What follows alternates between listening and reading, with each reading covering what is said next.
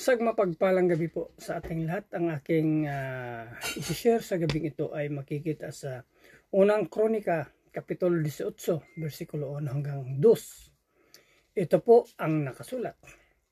Kinalaunan natalo at sinakop ni David ang mga Filisteo. Inagaw niya sa kanila ang Gat at ang mga baryo sa paligid nito.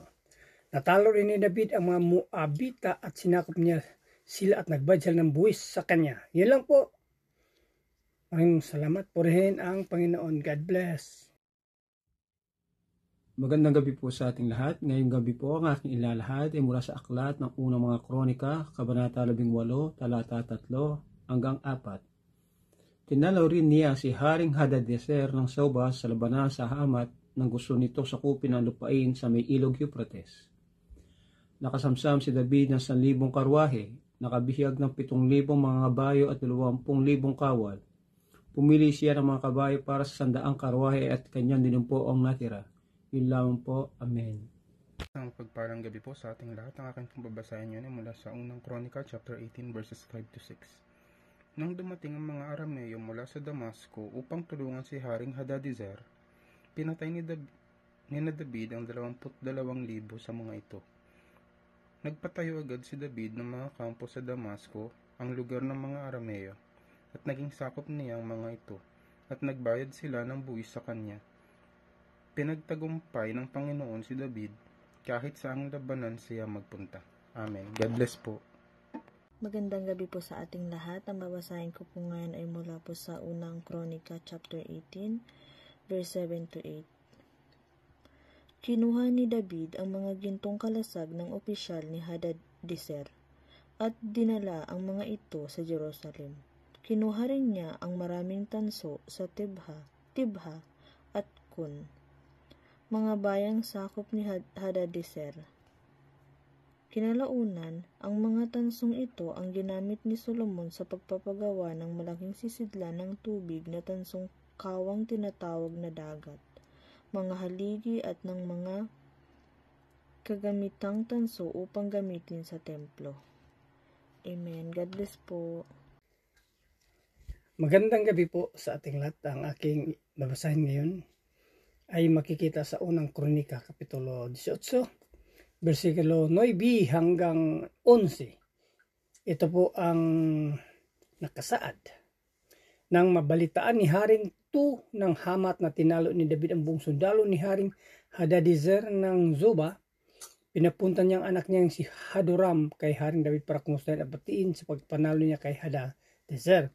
Nung paman ay magkalaban na sina Tou at Hadadezer, nagdala si Hadoram ng mga regalong gawa sa ginto, pilak at tanso.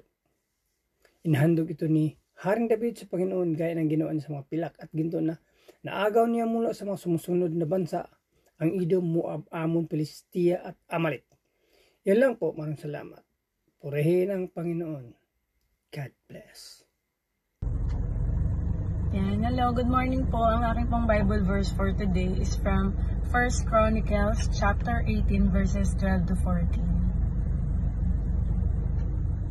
Si Abisai na anak ni Zeruias ay nakapatay ng 18,000 Edomita sa lidis ng Asin. Nagtago siya ng mga himpilan ng hukbo sa Edom sapagkat ang mga Edomita ay nasakop rin ni David. Pinagtagumpay ni Yahweh si David saan man siya makarating.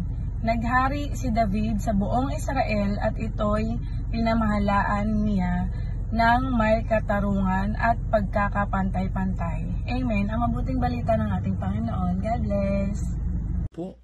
Purihin muli ang Panginoon, no?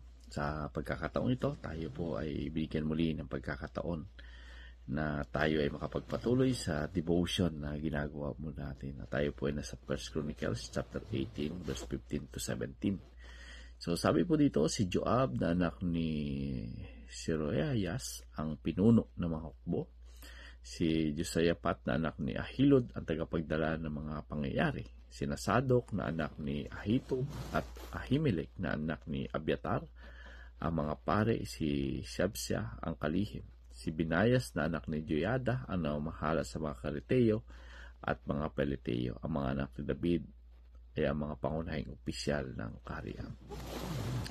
So dito makikita po natin kung paano pinamunuan ni David yung kaayusan ng kanyang kaharian. Dito natin makikita na naglagay po siya talaga ng mga pinuno na mapagkakatiwalaan do sa bawat tungkulin.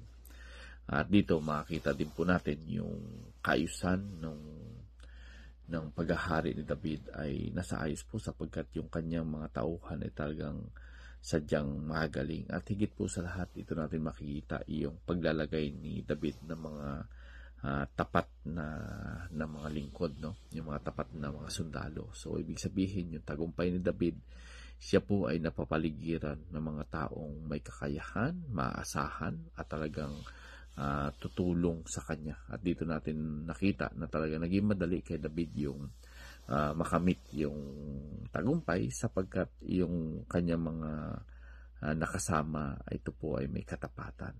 At ang bawat isa ay may mahalagang ginagampanan. Kaya dito po natin makikita na napakaganda yung pagkakalikha ng Panginoon. Hindi lahat hari, kundi may mga inilagay talaga ang Diyos na mga tungkulin para sa isang kaharian.